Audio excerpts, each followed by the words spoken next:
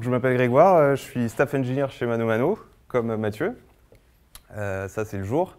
Et la nuit, je suis mainteneur sur un gros projet open source en PHP qui s'appelle Doctrine.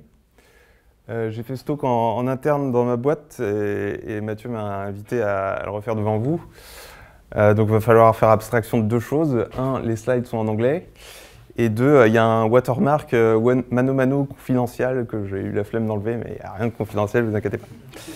Aujourd'hui, je vais vous parler de mes vacances.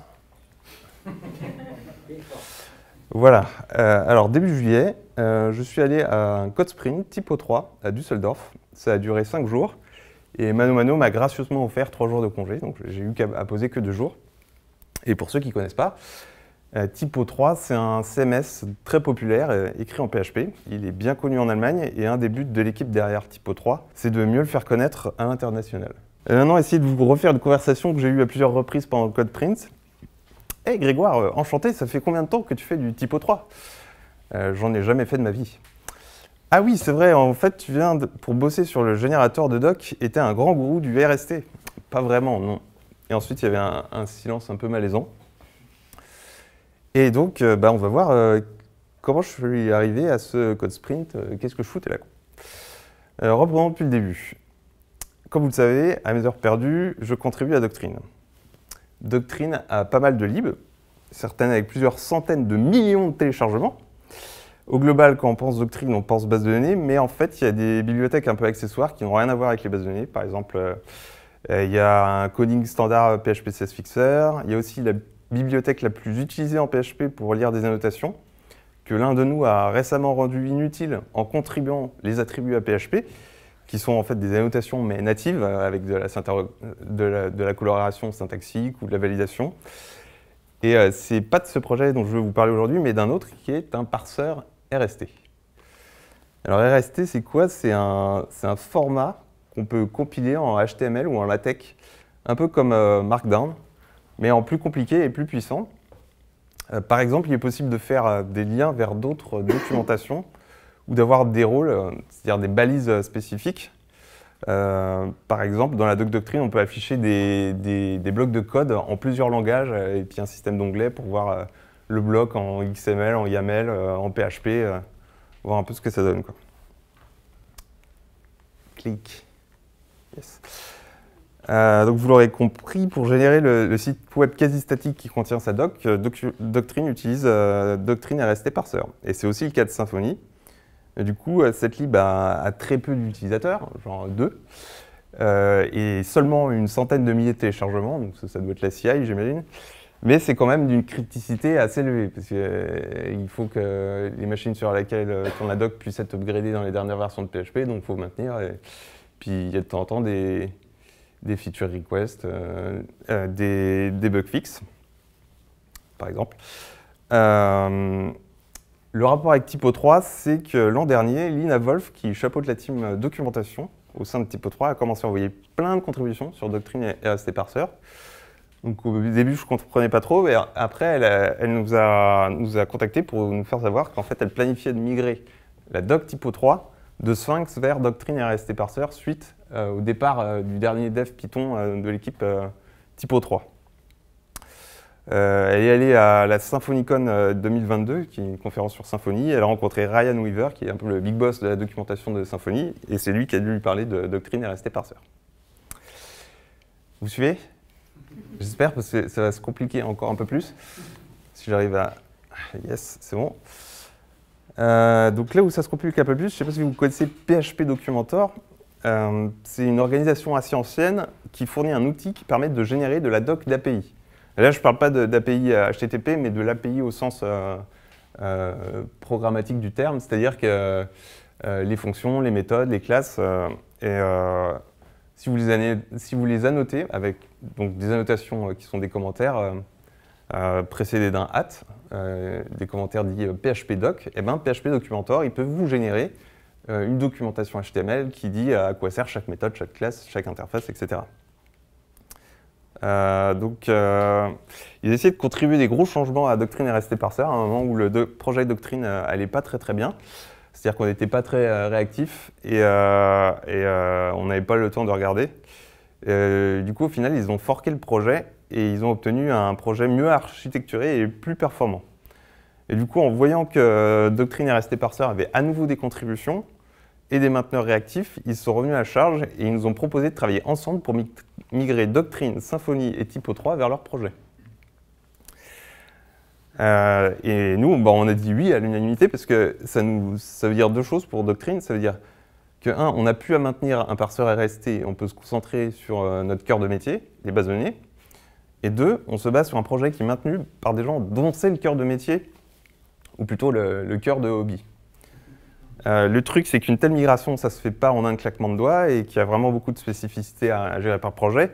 Et que vu que Typo 3 a l'habitude d'organiser des code sprints, ils ont décidé d'inviter des gens de chaque projet à leur code sprint dans le but d'arriver à un projet utilisable en prod. Donc il y a eu un code sprint de 2 jours en avril auquel je ne suis pas allé. Et ensuite, ils ont envoyé une invitation pour un code sprint d'une semaine en juillet. Et là, je me suis dit, là, ça vaut un peu plus le coup. Et du coup, j'ai pris mes billets. Donc le code sprint, je me suis retrouvé un dimanche soir à Düsseldorf, dans un hôtel où j'ai pu rencontrer Lina et d'autres membres de l'équipe Typo 3, avec qui j'ai eu des discussions très intéressantes sur leurs process de release qui sont très élaborés. Mon allemand n'était pas super bon, alors ils ont tous gentiment switché en anglais dès que j'étais à portée d'oreille. Et puis le lendemain, on est allés tous dans les bureaux de Typo 3, donc, il y a une association, mais il y a un business derrière, donc c'est une structure assez hybride, on va dire. Le but de YAP, qui gère le projet PHP Documenter Guides, c'était de faire une release alpha. Et le but a été atteint mi-août. Donc durant le sprint, j'ai travaillé sur pas mal de choses. Déjà, à rendre possible la migration de Doctrine vers le Guides, le projet Guides. Si vous voulez dire aider à upgrader Doctrine website en PHP 8, mais aussi contribuer à une action GitHub qui lance l'outil Guides sur les repos Doctrine pour valider que la doc elle est compatible. Et pour l'instant, je l'ai mis que sur Doctrine ORM, mais ça nous a déjà permis de repérer des soucis et de les corriger. Ensuite, j'ai voulu contribuer cette même action au projet Guides lui-même, parce que ce serait cool qu'il se teste sa propre doc avec lui-même. Quand même, c'est sympa. Au final, je me suis retrouvé à mentorer un stagiaire pour qu'il le fasse. Et c'est ça qui est cool dans ce genre d'événement, c'est qu'on se retrouve à faire des trucs, pas forcément tout seul dans son coin, mais plutôt à faire grandir d'autres personnes. J'ai aussi amélioré la DX du projet en résolvant des problèmes de Docker et de permissions un peu obscures qui frustraient les devs depuis des mois, mais avec lesquels moi je suis familier parce que je fais du Kubernetes au jour le jour et j'ai fait du Docker depuis 10 ans. Je sais pas, peut-être pas, mais c'est peut-être possible. J'ai mis à jour pas mal de dépendances pour que le projet soit installable dans plus de situations et donc installable dans plus de projets, donc Symfony. J'ai amélioré la CLI pour qu'elle ait une progress bar, un exit code pour que ce soit plus facile à utiliser dans la CI pour lancer des tests automatisés. Et ensuite, j'ai entamé une tâche plus grosse, la création d'une extension qui permet de faire de la documentation pour des logiciels, ce qui est quand même ce qui nous intéresse le plus. Donc, une extension qui permet de définir des blocs de code, par exemple, et avoir de la coloration syntaxique. On ne fait pas des manuels pour des lave-linges, quoi, non plus. Alors maintenant, parlons un peu de géographie. Sans transition, voilà. Donc l'Allemagne, c'est un pays décentralisé. Ça veut dire qu'il y a des régions où il y a pas mal de grandes villes proches les unes des autres. Par exemple, il y a la région Rhin-Ruhr, et il se trouve que cette région contient 3 personnes d'importance pour Doctrine. À Bonn, on a Benjamin Eberlei, qui a participé à la création du projet et qui est toujours un peu actif. À Düsseldorf, on a Alexander Tourek, qui nous a rejoint il y a quelques années et qui fait aussi partie de l'équipe core de Symfony. Et au milieu, à Cologne, on a Mathias Pigula qui a rejoint l'équipe un peu après le code sprint Typo 3. Il ne faisait pas officiellement partie de l'équipe, mais en vrai, c'était lui qui faisait le travail le plus important sur Doctrine ORM. Il a fait vraiment des gros changements qui ont corrigé des bugs qui étaient là depuis vraiment très longtemps, donc c'était important de le reconnaître. Du coup, pendant ma semaine au code sprint, j'ai pu voir Alexander à Düsseldorf, et à la fin de la semaine, je me suis déplacé à Cologne, et puis on a été boire un verre avec Benjamin et Mathias. Ils m'ont fait visiter un peu la ville, donc c'était cool, on a pu échanger sur Doctrine. Mais c'est pas tout. Doctrine est sur Open Collective et a récupéré pas mal de sous, si bien qu'on s'est organisé un meet-up Doctrine aussi à Düsseldorf, début octobre. L'un de nous est venu de Californie pour cette occasion. C'est quand même cool. Doctrine ORM, c'est un projet dont le premier tag est 2.0.0, ce qui est bizarre. Pourquoi? Parce que les mêmes gens avant avaient fait un autre projet, mais versionné en SVN, qui était aussi un ORM, mais qui était en Active Record plutôt qu'en Data Mapper. Donc Active Record, c'est vous avez vos classes, et elles doivent toutes étendre une classe de Doctrine, genre Doctrine Record.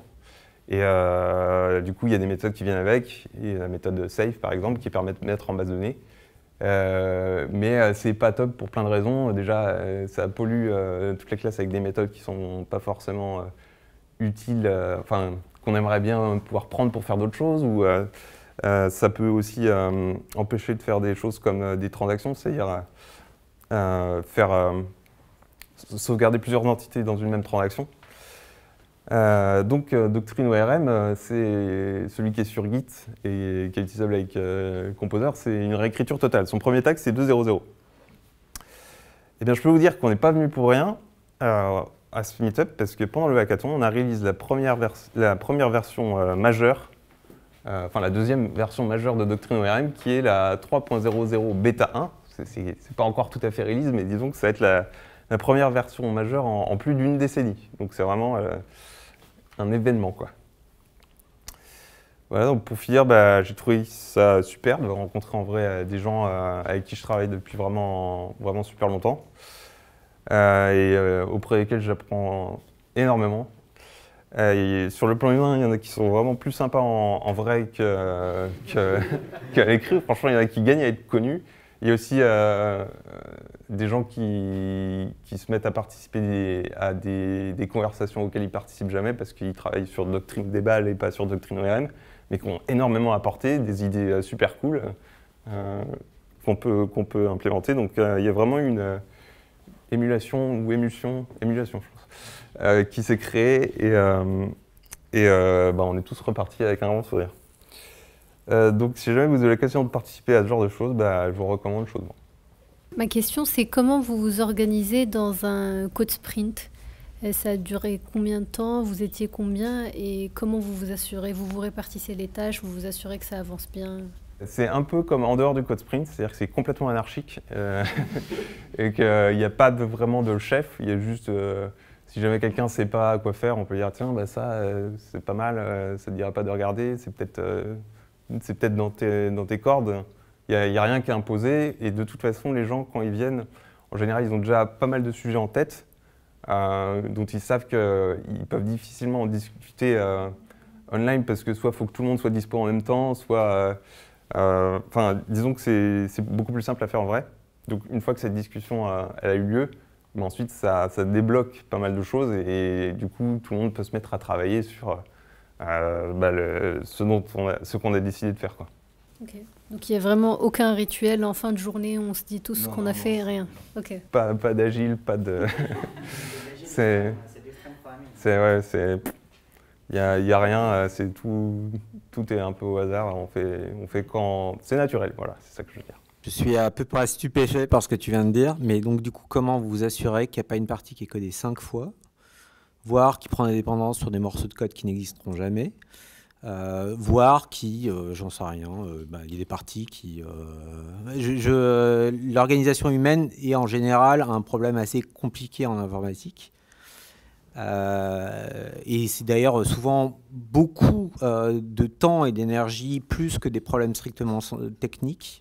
La gestion de la connaissance et la répartition de la connaissance, la transmission de la connaissance avec ah oui, mais en fait, moi je savais que, mais en fait tu savais pas encore et tu as passé ton temps à ce genre de choses. Une non-organisation, je vois pas comment… Alors là, on parlait de l'organisation du sprint, pas du travail en général. Chez Doctrine, ouais, mais justement d'un sprint, comment est-ce que ça peut pas aboutir à…